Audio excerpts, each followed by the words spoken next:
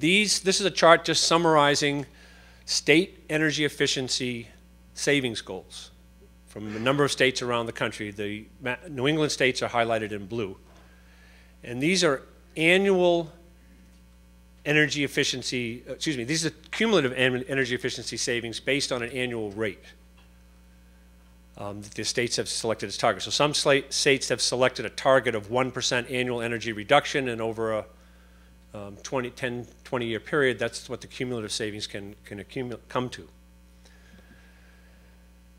And this is a complicated graph, and I'm going to break it down line by line here.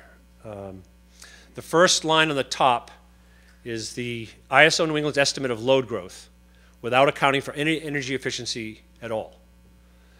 The second line underneath accounts for energy efficiency in these 4 years that have cleared in the forward capacity market. So if an energy efficiency resource has cleared as a capacity resource, ISO New England counts it and drops from this top bar down to this dashed green line. And Heather referenced the fact that this is based on observed megawatts that have cleared in the marketplace. After that, the ISO assumes 0. And we think our company has, on many occasions, suggested that's the wrong approach. And ISO New England has, I think, agreed it might not be the best approach, but they're saying, but what's the other approach we're going to use? Well, I have three suggestions.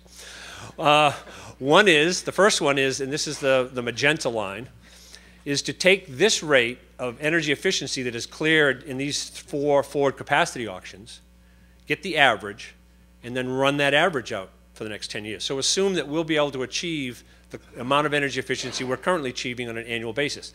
That produces this line. And that's this line is at about a 1% annual energy rate, slightly lower than a 1% annual energy reduction year over year.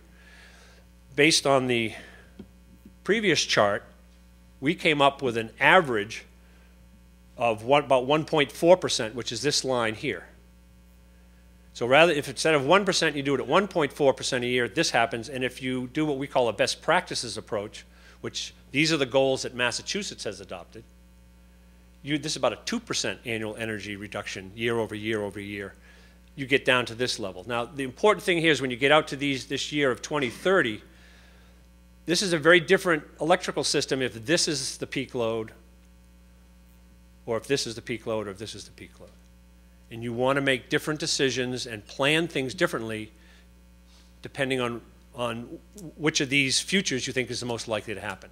And that's, I think, an example of the discussion that's now going on in the stakeholder process with ISO New England stakeholders trying to decide, we have this maybe higher limit, and we have this maximum. It's not a maximum achievable limit, but it's a current achievable limit.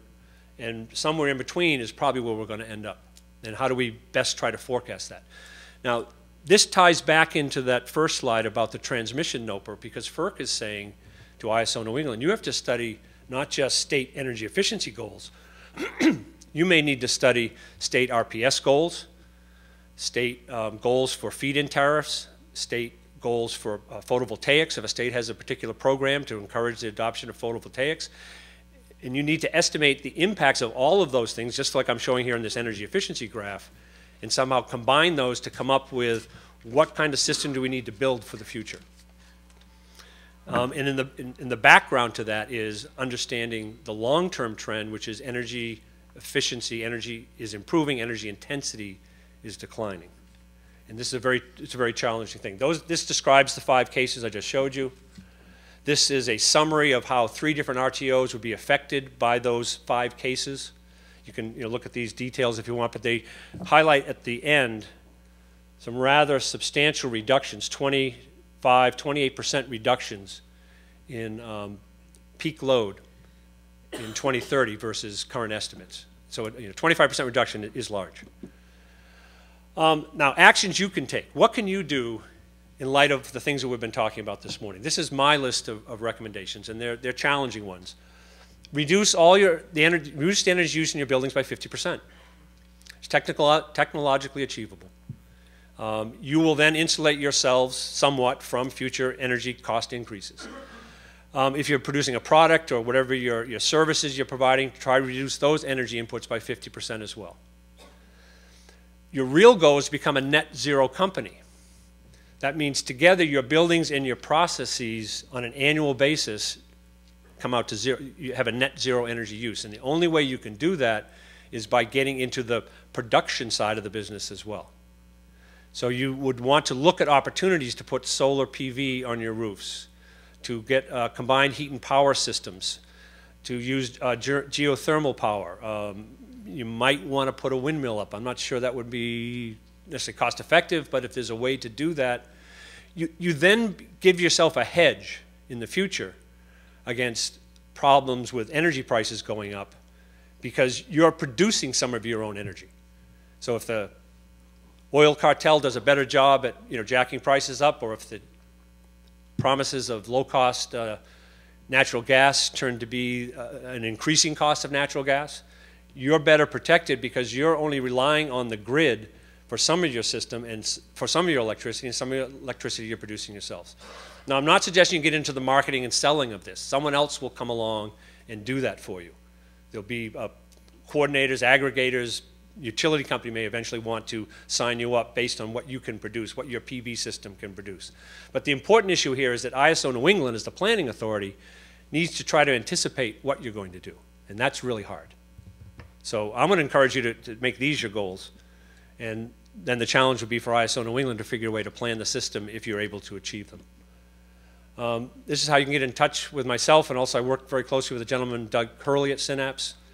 We work in the NEPOOL process. And if I could just have that one last slide that I wanted to put up to give you, again, a kind of a global perspective on where we stand. And there are lots of these types of charts. This one's a little bit old. I think it's based on 2007 data.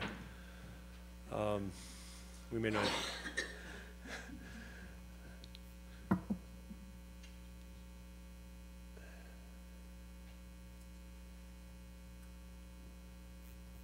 Oh, we won't.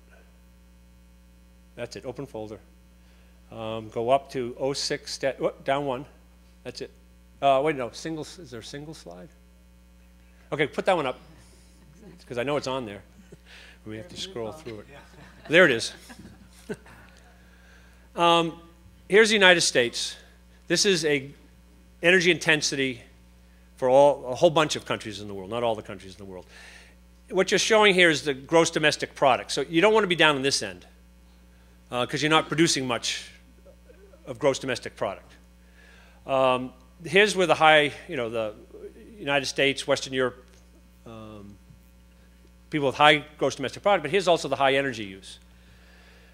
We're right in here. And here's United Kingdom, Netherlands, Japan. Now some of this is a little bit climate related, because you'll see Norway's up here and Iceland's up here. If you live in a cold climate, naturally you're going to be using a little more energy than someone who's in a warm climate, although that could balance out with air conditioning. But we want to be moving out this way and down this way at the same time. So we want to drift this way to be producing more and more products and services using less and less energy for each unit that we produce. That's a competitive strategy for today, tomorrow, and into the future. That's how the United States will be competitive. That's how industries will be competitive. That's how individual companies will be competitive, is by being able to produce things with using less energy inputs in their production. Because everyone in the world is going to face rising energy costs sooner or later, and those economies that are best insulated against those rising energy costs will be the best producing economies.